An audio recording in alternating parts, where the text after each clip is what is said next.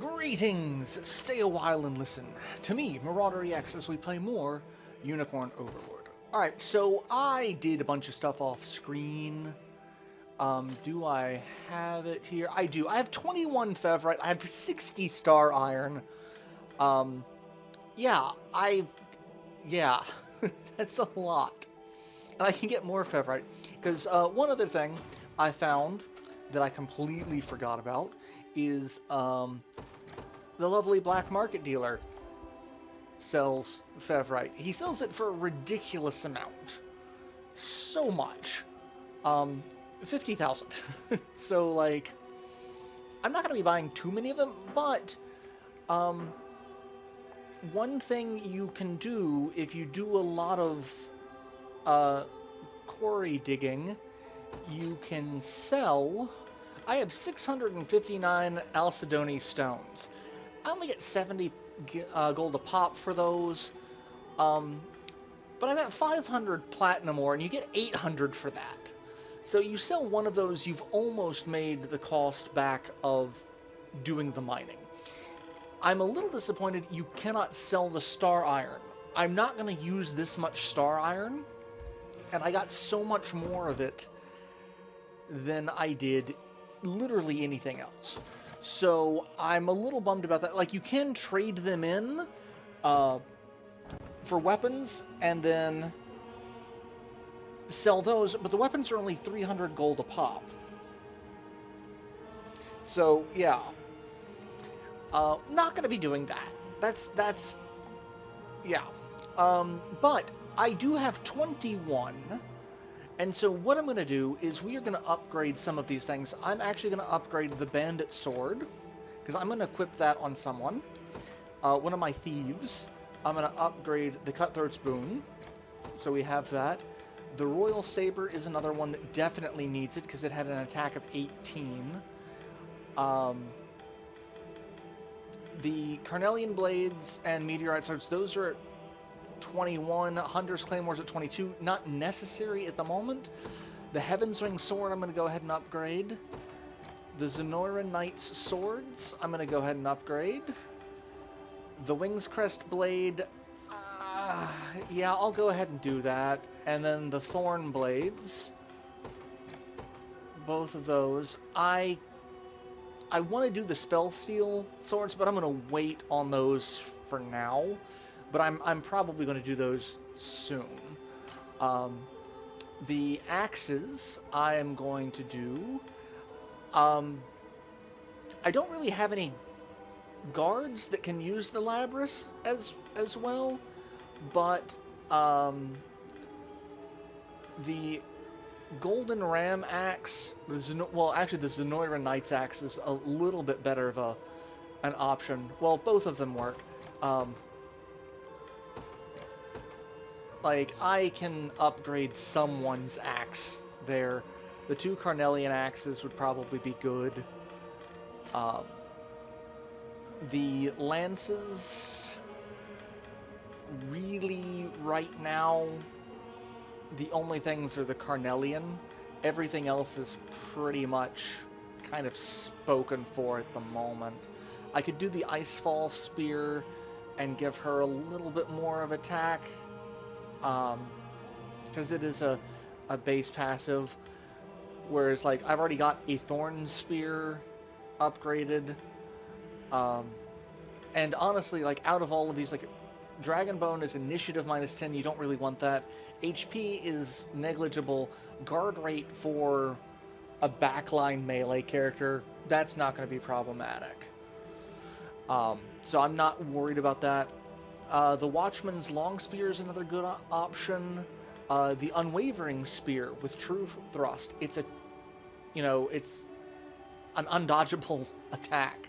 Like, it's a true strike. So, plus accuracy plus 10 is not terrible. The bows.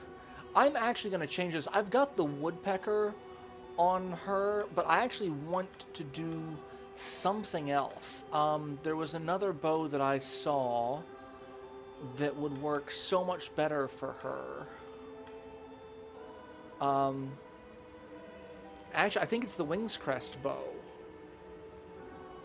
She doesn't really need critical as much as either evasion, which also would work. I could put that on her. Crit rate and evasion. So I might do that, and because like she's more, I'm using her more of a tank than as anything else. So I would like to put the Frost Moon bow on her for the extra evasion, because she's already got a ton of evasion. But actually, I think one passive is going to work better for her. There's really no sense in doing any of the weapon or the stabs right now. They are not as useful to me at the moment, and we're really going to get better ones as because yeah. So yeah, we're going to put the Bandit Longsword on him so that he's got extra evasion, plus initiative, and plus gold. Like, there's nothing, like, everything about that bow is great. I was also looking at the Acolyte's bow, because it has evasion of 10. So that was one that I was thinking of. The only reason why I've kept the Woodpecker on her is for the stun immunity, but if we're dodging attacks, then stun is not going to be as much of an option, and that's kind of what we want to go for. But either aid cover, quick reload, or medical aid, all of her passives are fantastic. So having a fourth passive is probably going to be our best bet. She's already got evasion of 117. That's not great compared to a Thief's evasion of 149. But like, if I really wanted to, I could take off the Royal Scarf and give her a Thief's Mantle. But, you know, I'm not super worried about that. Who else did I make some adjustments for? We've got a Carnelian Axe on him. There were a couple of people that I'm like, I could put this as an axe wielder and it might be more beneficial.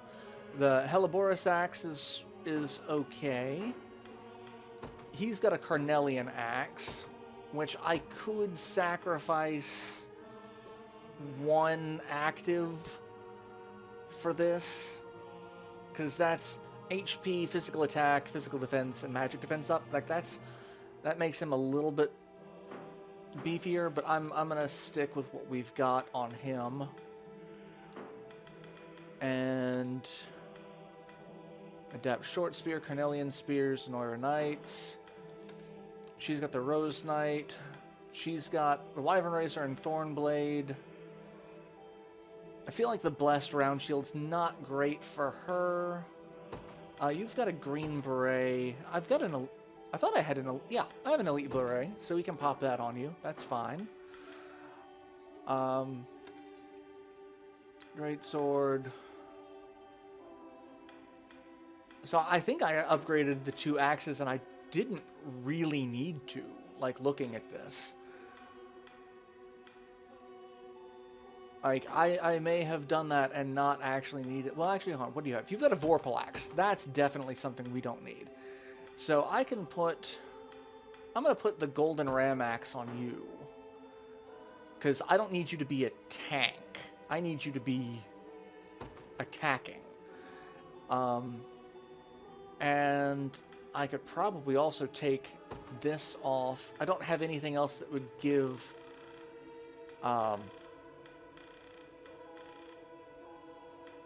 give active or passive to. I've got the goblets, which don't really help me at the moment. Eggs. The illusory cloak. I thought there was another Thief's Mantle in the game. I may have just not found it yet. Also, we got the Sage Owl Shawl. It's quick dispel. Remove all buffs. Okay, that's not great, but not terrible. So yeah, I think we're good on that. Millennium Spear, Acolyte's Bow. There was one other thing that I was looking at, and now I don't know what it is. One thing we're going to do is we're going to change up some unit leaders. So we're going to have Humerus as leader, so that's another flying unit. We're going to have Rhaenys, because Rhaenys does range assist and flight versus just flight. And there's no change in the rest of the unit stats. Same stamina, same mobility. So that just gives us a little bit more option. We're going to make Gilbert... Oh, I did not mean to remove Gilbert. Gilbert, get back here. Come here. Where do you think you're going? You're going to be the leader because you're the only other person aside from Elaine that has the Valor boost. So we want that. So we don't want to... Like, Amalia's great for, like, breaking through barriers, but Valor boost, we're going to use that slightly more often. I seriously thought I had another axe wielder that I'm like, I can give this axe to. It may have been Bruno, and I'm like, he doesn't need more of that, but, like, no, that doesn't seem right. Because, like, you've got the Boreas' axe, I'm not taking that off of you. That's fantastic. Or it may have been him. For this, yeah, I think it was him. I think that's who I was thinking of. Zenora Knight's axe, because, you know, some additional defense. But for now, I think I'll leave that. I don't mind spending the fevrite with what I've got. I did want to change you. You have a Sage's Hood, and I want to put my other Sorcerer Medallion on you, because that's going to give me more magic attack and crit rate in the long run. So let's just stick with that for a little bit lower magic defense. That's fine. I'm okay with that. All right. So we have got some equipment upgrades. I've done some stuff. Let's come over here, and we are gonna activate the story, because now if we go this way, which we didn't go, we'll get some story. And it's mostly Scarlet telling us, hey, I haven't been here since I was a kid.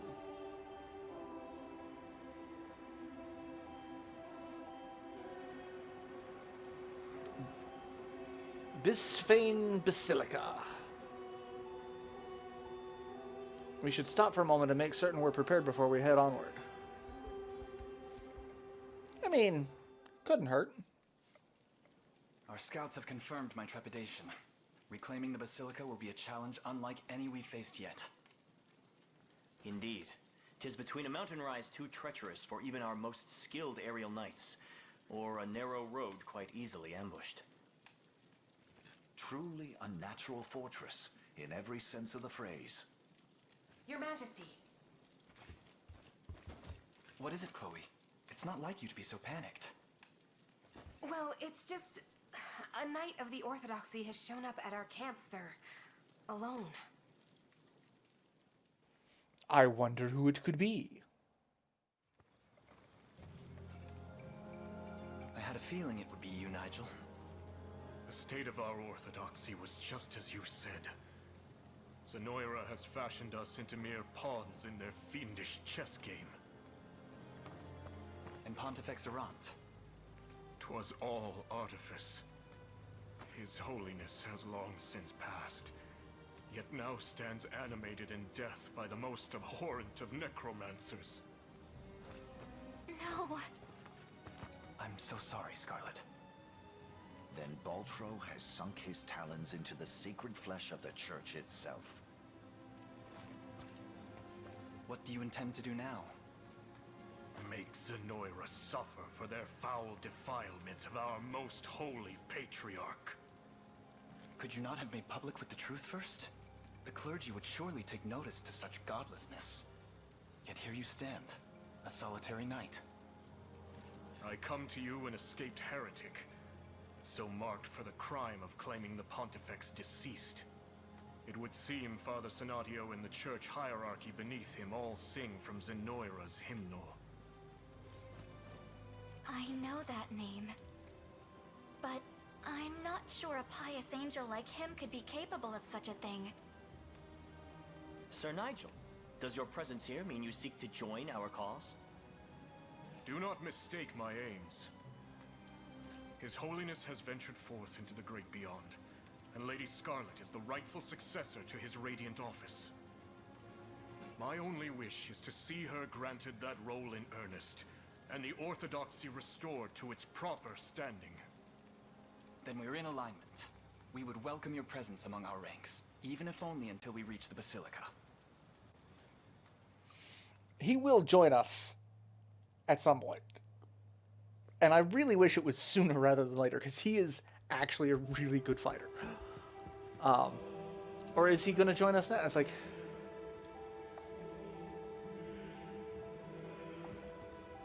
Because his coloration changed, but it didn't say that he joined the Liberation. So I think it's just for now. No, I don't want to do that yet. I mean, if we can manage to take the Bisons, just about all of Albion will be under our control. So this is actually a really long fight. I don't have the time to do that in this episode. So I'm trying to think, is there anything else that I need to do that I can do? Actually, let's see. What does... I want to make sure I've got all the black market vendors taken care of. I don't remember... we looked at the Quartz Rod and the Zenoira Knights equipment. It's not super great. Because it's all just the physical and magic defense. And then the max HP plus for the shields. So not super. And then gravity is great as an initial attack, but then kind of useless as it goes on, because it's dimmy. It's the same as any of the others. What about you? What do you have? Bandits, prisoner shackles, more idealist hand mirrors. I do need to go and buy more of the hand mirrors when I'm done.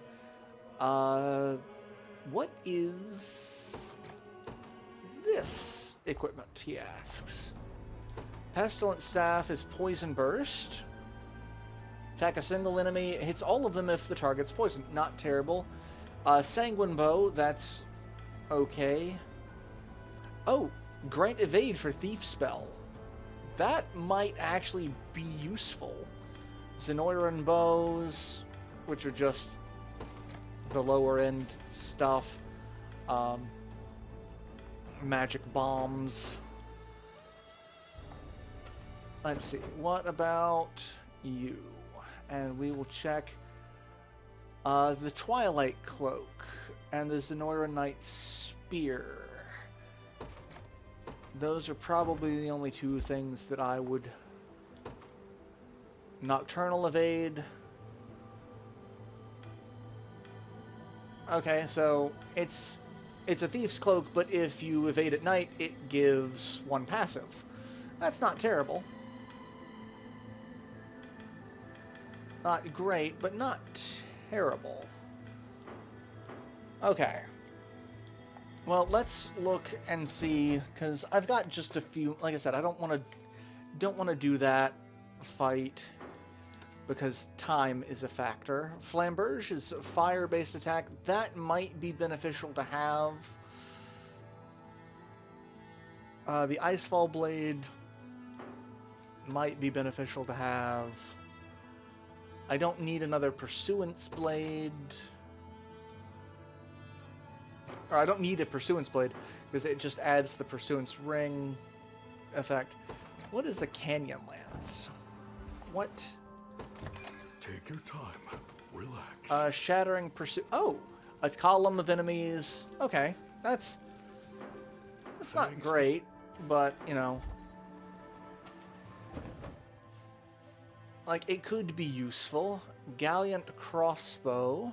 And another Raven Plume. I might buy a Raven Plume. Those are... Take your time. Useful. Relax. Accuracy and crit damage plus 30. And a Piercing Strike. It's unguardable, but it's not a... it's not a true strike. I'm going to buy the Raven Spin. Thank you Like, much. that's... I will use those. Having Icefall weapons might be more useful, because, again, passive is good. Let's see. Shields that I don't really need. Storm of Hail's okay. Knight's Medallion is the defensive one. I don't really need that. Another Lifeblood Talisman. The Frostbrand... I'm going to buy the Frostbrand Tome just so that I've got all of the tomes. Take your time. Relax. Thank you. Because I don't know... So I've talked a lot about what I'm going to need for the final fight, and it is... I don't think I'm actually going to be doing it that way. So, yeah. Because I'm trying to think of how to phrase this, since you guys haven't seen. So the final fight is kind of a pain because it's like, hey, it's not the same strategy as what you're used to. The final boss has a damage absorption shield that absorbs 8 hits, so you definitely want to have like Meteor Slash because it's 10 or 9, so that you can break through the shield. But then he has abilities that affect your entire group and take out actives and passives. So, like, the strategy is you want to stun lock him, and he's got incredibly high physical and magic defense, so you're not going to do a ton of damage to him with your actives. As just, like, Cavalry Slayer is one of the best attacks you can use against him, because it inflicts -1 active and passive, and Guard Seal, because he is a cavalry unit. You're not going to do a ton of damage to him, but you're going to get rid of his abilities that way, and then but the rest of your group also isn't going to be doing a ton of damage. So one of the main strategies is either loading up on poison or fire, stats that or negative statuses that accumulate. And so, like, you have one person, so this would be the group that I would have thought to use. You have 2 people focused on stunning him, and you change the attack for, like, nature, where is it? Lightning Blade. Turn off all of his other abilities and focus solely on Lightning Blade, and have it set to condition to not stunned. And then start off with her attack of Elemental Impetus. Is it? No, it's Rage of the Fairies. Because this one will attack enemies, stun, and give you a Summon Fairy that will work better for Elemental Roar later. And so you can set Thunderous Thrust to be her primary, and so these 2 are focusing on that. And then you have a caster, which I've got Yana, but you'd probably want Aush, because he has innate fire. So you could have his active abilities cast fire, and then you can have the Firebrand Tome on him to allow either Eltalinde or Hodrick as the ability to add fire as well, because I don't think you can add fire to stun-based attacks. I think it only does one of the statuses. I'm not 100% sure. I should probably try that to find out. But, like, this would be the group that I would probably do it, and I would switch out Aush for Yana in the final fight, which, you know, kind of undoes what we've done. But I may keep it story related and try to find a way to make Elaine's unit be the one to actually, you know, try to focus him down, since, you know, you want your hero to take out the big bad. That's what you want. So, but I'm rambling. I'm going to go ahead and end this episode, and I will see you all in the next installment. So, till then, later, everyone.